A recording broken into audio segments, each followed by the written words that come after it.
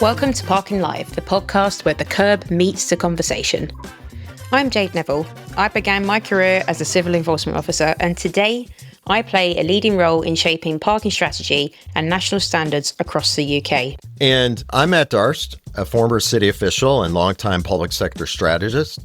I spent my career focused on making parking and mobility policy smarter, more fair, and more effective. This is a project I've been so excited to bring to life, and I am really proud to say we are finally here. It's time to move beyond managing parking to understanding it, improving it, and aligning it with the needs of our communities. Each episode, we strive to bring you smart, global conversations about curbside space, policy, and technology, really from the front lines to the system level. This isn't just a podcast. It's a movement to rethink mobility, one curb at a time. We've built this show for leaders in parking, mobility, and public service.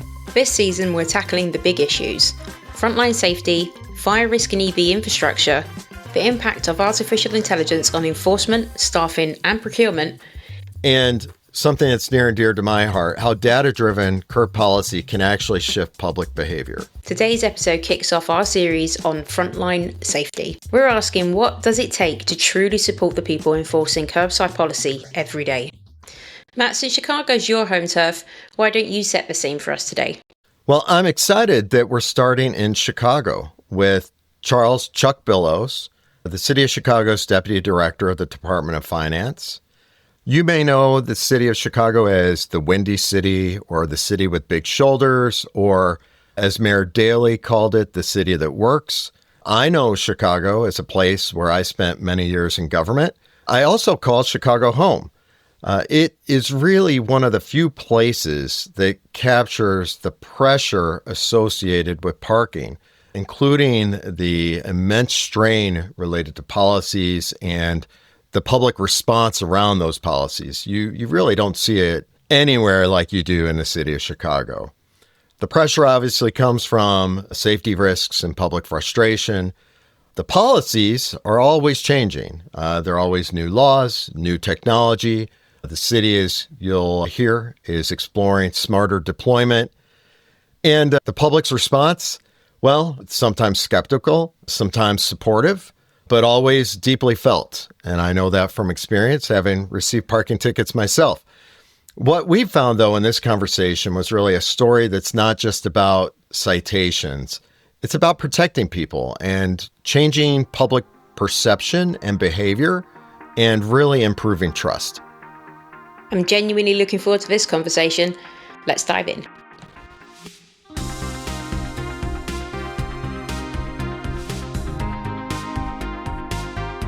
Chuck, thank you very much for joining us today. I'm excited to talk to you about such an important topic, which is frontline officer safety and safety in parking and how we can improve that as an industry.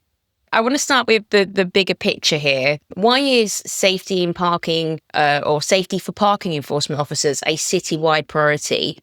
And what challenges make this work uniquely risky? So for me, when you've done the job like I have, you realize that safety is important. You know, I understand what it's like to be out there all alone when someone's irate. Our staff are mostly on foot. So when they're, patrolling our 77 neighborhoods, they're highly visible for motorists and residents. So we feel like we want to make sure that they feel safe when they're doing that work. And public perception has a big part to play in this as well, doesn't it? And how do you feel public perception of parking enforcement has impacted the risks faced by officers in the field? I think that motorists are misinformed about quotas or enforcement motives. There's widespread frustration with parking tickets that can turn personal when someone receives one. The role is misunderstood by the public. PEAs don't enforce to generate revenue. They write tickets to change behavior. And it makes our streets safer. But that's a misunderstanding that can lead to conflict. I think that makes it all the more important to underscore some of the things that cities like Chicago do to protect people. And something I saw recently was that Chicago passed an ordinance. This was Section 8-4-077 of the Municipal Code, which criminalizes threats and assaults on parking enforcement officers. And I'm wondering what prompted this policy, and have you seen an impact? And if not, what type of impact do you anticipate seeing? Yeah, so we were seeing increased reports of violence and intimidation towards our parking enforcement staff. And then after looking at it, we saw that there were some gaps in the law for non-sworn parking enforcement officers. So we wanted to make sure that we sent a clear message that threats and assaults will not be tolerated within the city of Chicago. You've unfortunately, I think, firsthand seen some of that. I imagine that has really reinforced why this is so important for you as someone who used to be on the front line, correct? Yeah, that's very true. I noted that it doesn't just apply to city employees, but also contractors and other parking ambassadors. Can you explain to us why ensuring it was so inclusive was important? Yeah, so all of parking enforcement personnel face the same risks. So we wanted to make sure that it was equitable across all enforcement, that they all felt like it was covered. And so that would cover, I guess, contractors that may be enforced during the afternoons. It would also cover maybe like the concessionaire and other citation issuers. Is that correct? Correct, yes. And Chuck, you've invested in tools like panic buttons and vehicle cameras and instant heat maps. Can you walk us through how Chicago designed a safety system that's both responsive and preventative? Yeah, so we integrated a panic button. So if there is an incident where they can't get to their radio to call for help, they can trigger a little lapel button that remotely sends an alarm to our 911 center. And they are notified that the boot officer is in need of assistance. So it works really well. It also shows the surveillance cameras that are mounted on the vehicles so they can see what's going on and decide whether they just need police or they need medical attention also. Our heat maps are to help to properly adjust enforcement to high-risk zones. So it identifies an area that has a previous high crime, so we want to be aware of that before we're starting to enforce in that area. So all those tools will work together to both document and de-escalate situations. That's great. It's impressive use of technology to protect frontline teams. That's really good. Well, and something I saw when I did a recent tour there, Jade, is they have a real-time monitoring room where they track officer activity.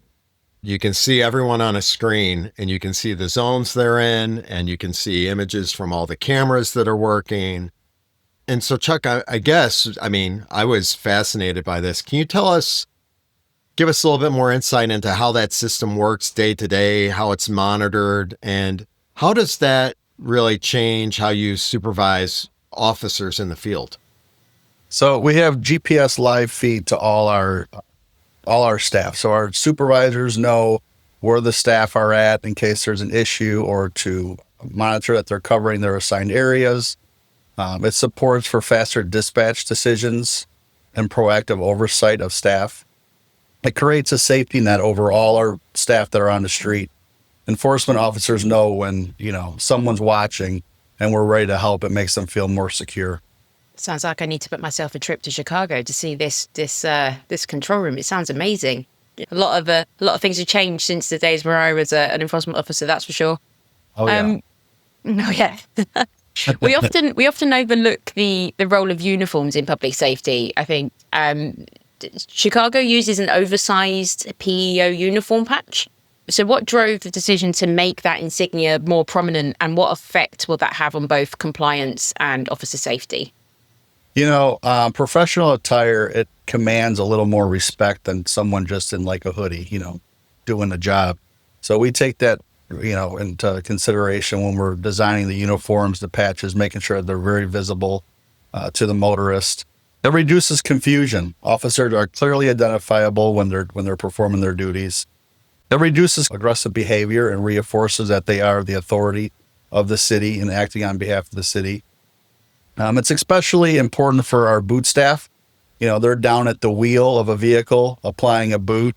So we want to make sure that the people don't think that, they're trying to steal their tires or something like that. So we want to make sure that the vehicle's visible, the staff are visible, and they know what's going on, that they're well informed. Uniform's so important, isn't it? It's that kind of first perception piece as well for public. When you see somebody, I think everybody naturally makes a judgment based on someone's visual appearance within seconds. And I think uniforms are so important as a way of being able to make that first impression as well. Well, and Chuck, I mean, when my recollection is when you started to manage these teams, one of the things that you did almost right away was change the uniforms, because I remember the days of walking down the street and the enforcement personnel were wearing these really bad polyester brown outfits, right? It was a brown shirt, brown pants, not very professional, no real badge insignias, right? Nothing that really said that they had any authority whatsoever. And you went about and changed that, correct? Yeah, that's correct. We changed it. We changed the colors. We improved the patching. The patches used to be brown with a brown shirt. It all just kind of blended together. So we wanted to make sure that they could read what the patch said. Makes them look way more professional. I know you've done training, for instance, with booters, right? Where I remember years ago, there had been a booter that was shot, and there was some really intensive training done where you said, hey, if someone comes and confronts you, leave, especially if they run back in their house, right? And that, to me, this idea of emphasizing the role of procedure over instinct, that's something that Chicago's really embraced. And I'm wondering, what kind of training do you do to help your enforcement personnel handle those types of confrontations, or maybe even better yet, walk away from something that could potentially escalate? Yeah, so Chicago definitely has the walk away policy. Inform the motorists that, they are on the boot list. There are options to get on a payment plan before they're booted, which are much lower. We also have de-escalation training, like we call it verbal judo. It's kind of like, let them know what their options are and bring them down a little bit, and because their adrenaline's pumping. Someone's taking their vehicle or attempting to take their vehicle. So we like to, inform the motorist and de-escalate the situation. And if, walk away is our first thing. If someone comes out and engages, walk away, inform them, and move on. Yeah, I mean, I guess the idea there is it's not worth it, right? You're going to boot them again. You're going to ticket them again, right? One ticket is not worth the danger, the liability, the loss of life, etc. Yeah, exactly. Can you talk us through, Chuck, some of the pre-shift briefings or other proactive routines that are used to keep officers informed of local threats or high-risk areas?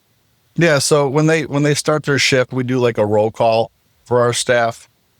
We give them alerts about protests, street closure, the weather alerts or specific threats. We assign them to their specific route. We also have procedures for high heat and cold and very cold weather. We'll put them in vehicles to patrol as a team. Our downtown units are able to take multiple breaks. So we make sure that they are, taken care of while they're out there. I mean, that's a really important part of safety, right? We talk about the interaction with the public, but there are all these other factors like dealing with the weather or dealing with the need for first aid or what have you, right? So I'm glad that's a conversation that we're having, because it all really does underscore how we look out for the welfare of these resources. Yeah, we've also included like public restrooms within if someone's working in a new area that they're not familiar with. They can click on their app that they're using to enforce, and it'll show them the public restrooms within their vicinity. So see, and like, or the provision of, police locations or public transit. I think all those things really make their job easier. And while you're talking about maps, you mentioned earlier your use of crime data to map incidents to inform how and where officers are scheduled. And I'm wondering, can you give me an example of how deployment has shifted in response to those risks? Yeah, so we use the crime to overlay with our enforcement zones to inform for scheduling. So those officers are paired up in certain areas and are also assigned vehicles, so they can kind of go in the area, enforce what needs to be enforced, and then move on to the next area. The data helps us reduce our exposure to known problems and zones during vulnerable hours. Sometimes at nighttime, specific areas are only high crime areas.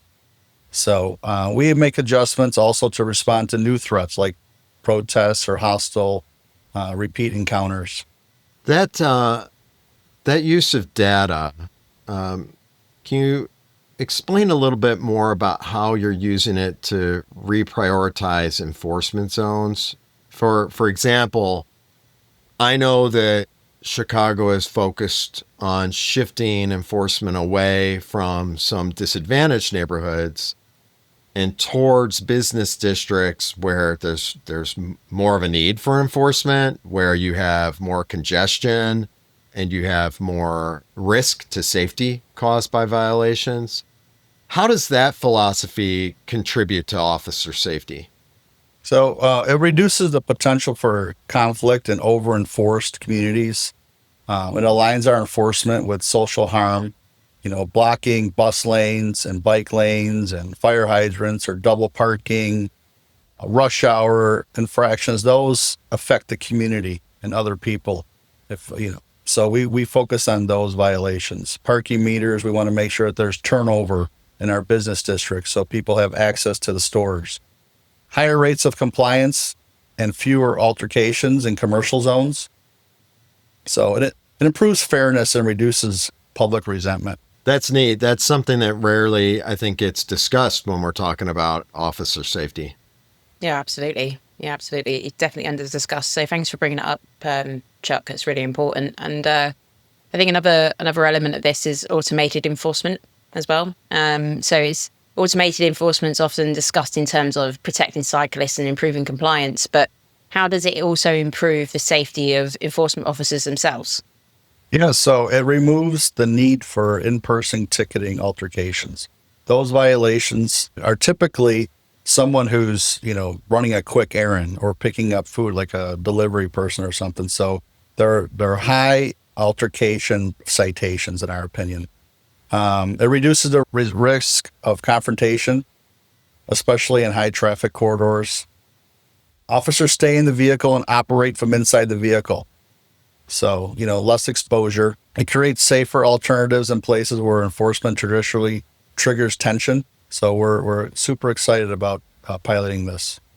It's a great use of technology and another great tool in the armory for parking management team. I believe technologies quite underutilized, I think, even still in this day and age. So that will be great to see the outcomes of that and what positive impacts it will have on your teams. And in higher risk areas, I believe you've moved away from solo assignments. So can you share a little bit more about the strategy behind team-based deployment and the use of bike units as well? Yeah, so officers are paired up for mutual support and deterrence. So typically when people see two people, they're less likely to engage. Bike teams provide mobility and high visibility. About 10 to 15% of our staff are on bicycles. We're continuing to try to promote that with new employees starting. It's easier access in dense or congested areas without sacrificing safety. So we think that's, very important. And our pairs are especially used in areas with repeat or unpredictable risks. Safety in numbers sometimes, right? Yes. So you were mentioning some of the tools earlier. I'm wondering if you can talk a little bit more about your boot crews and their access to the CPD, the Chicago Police Department channels. How does that interagency connection enhance safety and response time should there be a real incident? Yeah, so our boot crews now have the ability to transmit over the Chicago Police Department's citywide channel. So it's a direct access to the dispatcher. We have a pod of districts in the city so they can communicate with each other. So jumps the step of the call taker.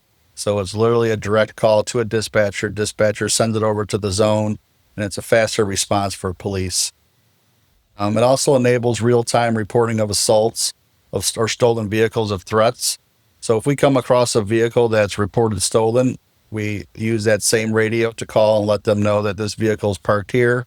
This is what we're seeing, and then they'll send out a police officer to recover the vehicle. It also makes the booter feel more secure. It builds, interdepartmental trust and speeds assistance, especially useful in zones without immediate backup.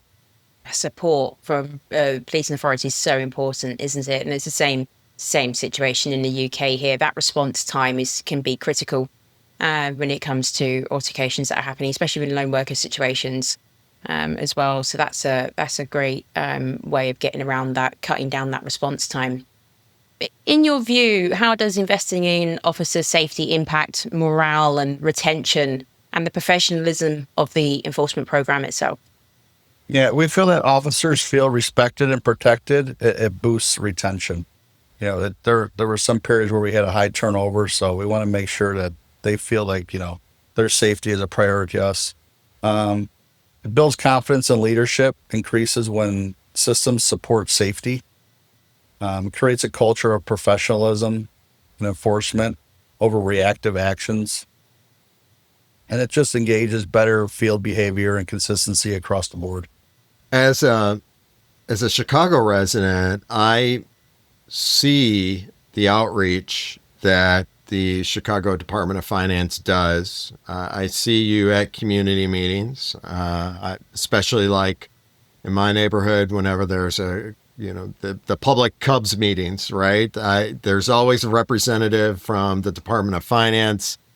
I know you're always involved in the planning done by the Emergency Management Department. I know how much you reach out to the neighborhood ward offices and discuss their concerns with them. You're constantly doing outreach, and I'm wondering, one, did I miss anything? Are there any other aspects of outreach? But two, how does that help really reduce tension between residents and compliance officers? We do a huge outreach to all 50 of our aldermen to see what's important to them and their residents. Like, what do they want to see enforced? What are they receiving complaints about? So it's each individual ward is different. So we make sure to get their input and then address those issues based on that. And then the education helps explain why enforcement exists. Access, turnover, safety. And once everyone realizes that, then it's much easier for us to do our job. So you're aligned with what those wards need, and they're, as representatives of their communities, they're expressing to you the interests of their electorate, right? And so you're really focused on providing them what they've asked for. That's definitely our focus. I mean, Chuck, you've shared so much great stuff with us already that you're doing in the city of Chicago, and I'm so glad that we're able to kind of use this platform to share this with others. And I wonder, what advice would you give other cities to improve officer safety if they're trying to do so? And what would you suggest they start doing today? Yeah, I would definitely start with data. Where incidents are occurring and where complaints are coming from, and rethinking enforcement zones to prioritize specific areas is very important. I would start there. I would also invest in real-time support tools, post-accident documentation, making sure that the staff feel supported. Those would be the two recommendations right off the top. Well, that's great, Chuck. We want to thank you and the Department of Finance of the City of Chicago for joining us today and walking us through how the city is really taking officer safety seriously, not just as a response to risk, but as a proactive investment in the folks that work for your department. It's clear to us that when cities treat parking enforcement as a professional public service and not just a revenue function, everyone really benefits. Yes, definitely. Yeah, absolutely. This conversation is a reminder that enforcement officers aren't just out there issuing tickets. They're part of the fabric of the city. and giving them the tools and training and respect they deserve isn't just good policy, it's the right thing to do.